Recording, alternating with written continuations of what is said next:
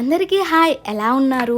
ఈరోజు ఇంట్లో కూర్చొని టీవీ చూస్తుంటే మాకు శాండ్విచ్ కనపడింది. అది చూడగానే ఒక్కొక్కసారి తినాలనిపిస్తుంది కదా, మాకు తినాలనిపించిందనమాట. సరే బయట ఆర్డర్ చేసుకుందామా అనుకున్నాం, కానీ ఇంట్లో బ్రెడ్ ఉంది. సరే ఒకసారి ట్రై చేద్దాం, మనం కూడా టేస్ట్ ఎలా వచ్చిద్దో చూద్దామని యూట్యూబ్లో కొన్ని వీడియోస్ అయితే చూసాము. చాలామంది చాలా రకాలుగా చెప్పారు, కొంతమంది ఎక్కువ ఇంగ్రీడియంట్స్ కూడా వేశారు, వెజిటేబుల్స్.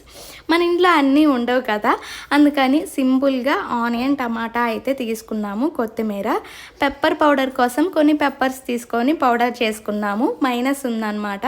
మైనస్ ముఖ్యంగా ఇంగ్రీడియంట్ అన్నమాట. కొంచెం ఎక్కువగా కలుపుకుంటే టేస్ట్ అయితే చాలా బాగుంటుంది. ఇంకా ఎవరి టేస్ట్కి సరిపోయినట్టు వాళ్ళు సాల్ట్ వేసుకొని మొత్తం కలుపుకుందాము. చినికన్నయ్య అయితే ఎంత తొందరపడతాడో, అందుకే 2 బ్రెడ్స్ తీసుకొని త్వరగా చేస్తున్నాం అనమాట. బ్రెడ్ మీద బటర్ ఉంటుంది కదా, బటర్ కొంచెం సేపు బయట తీసి ఉంచితే మెల్ట్ అవుతుంది. అప్పుడు మనకి బ్రెడ్ మీద ఈవెన్గా స్ప్రెడ్ చేసుకోవడానికి చాలా ఈజీ ప్రాసెస్ అవుతుంది.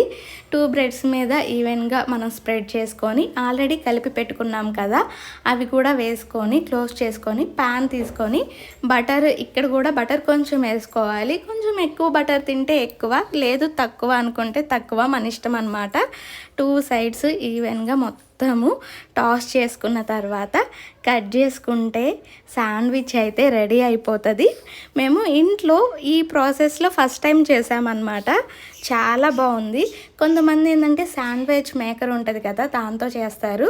అలా మనం ఇంట్లో చేసుకోవాలి అనుకుంటే ప్యాన్ మీద మనము మూత పెట్టి, మూత మీద బలమైనది బరువు ఉన్నది పెడితే అది కొంచెము ఎక్కువగా ప్రెస్ అవుతుంది కదా, అలా శాండ్విచ్ మేకర్ లాగా వస్తుంది. ఒకసారి ట్రై చేయండి ఇంట్లో. నేను ఈసారి అయితే ట్రై చేయాల, నాని ఏడుస్తున్నాడని చెప్పేసి ఫాస్ట్గా చేసేసాం. Please subscribe.